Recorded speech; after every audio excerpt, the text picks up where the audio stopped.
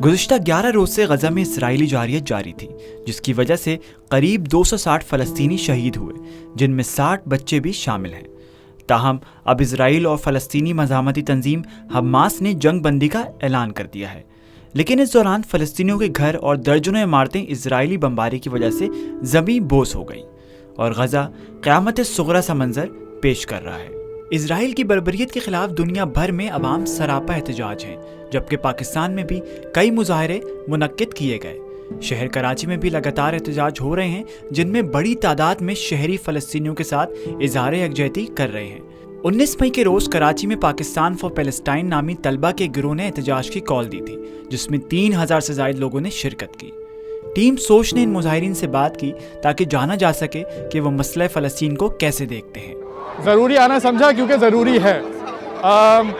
The best thing we can do right now, جو ہم لوگ بہتر سے بہتر چیز یہی کر سکتے ہیں ابھی کہ وائسز کو ایمپلیفائی کیا جائے، اور ہم لوگ یہاں پہ سب مل کے وہی کر رہے ہیں، اور بس یہی میسج اکراس کرنا ہے کہ بھائی اس طرح نہیں چل سکتا۔ You know it's been going on for so many years and this is not how it's suppose to be. Indigenous rights سے لے کر سیٹلر کولونیلزم تک پہ کانورسیشن ابھی دنیا بھر میں آہستہ آہستہ چلنا پھر سے شروع ہوئی ہے، تو this is the best time to come out.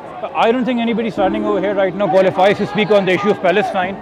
I think what is more important right now is to amplify Palestinian voices and listen to them. The only thing we are doing over here is letting them know who are right now living their nights, spending their nights under carpet bombing, under all kinds of advanced military munitions, hospitals, libraries, schools, roads, access routes getting bombed, that people are listening to them. Because they are using social media, they are using whatever means they can to get the voice out. This is just letting them know that your voice is echoing. We are listening and we do care. دیکھیں پوری دنیا دیکھے گی کہ پاکستان کے اندر جو ہے وہ پروٹیسٹ ہو رہے ہیں۔ سیلاب ہوتا ہے وہ ایک قطرے سے سٹارٹ ہوتا ہے نا، تو اگر ہم اسی طرح ایک ایک بندہ آئے تو وہ جو ہے کنٹینیوسلی بڑھتا جائے گا۔ واضح رہے کہ اب تک پاکستان کی حکومت نے کوئی ایسا عملی قدم نہیں اٹھایا ہے جس کے ذریعے فلسطینیوں کی مدد ہو سکے، اور ذرائع کے مطابق پاکستانی حکومت صرف ہلال احمر کے ساتھ رابطے میں ہے تاکہ وہاں کچھ امداد پہنچائی جا سکے۔ البتہ مظاہرین نے مطالبہ کیا ہے کہ پاکستانی ریاست اور دیگر مسلم ممالک فلسطین کی حمایت میں کچھ ٹھوس اقدامات کریں۔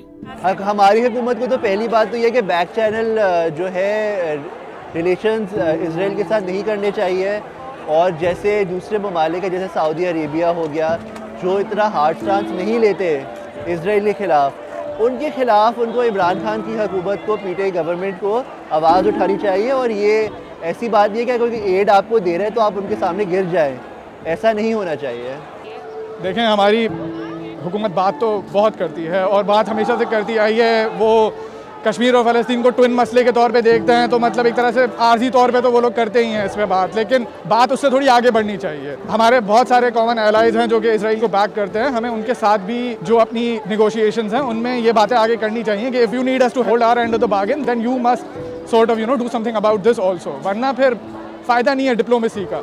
I think much more stronger, much more braver, much more powerful than these 56 Muslim countries with the big militaries were those handful of civilians, activists and journalists who through the flotilla in 2009 and 10 attempted to go to and face heavy bombardment and firing from Israel and even captivity. If they can do it, if they can show that vigor, that passion and that unflinching, unfettered resolve, then why can't we?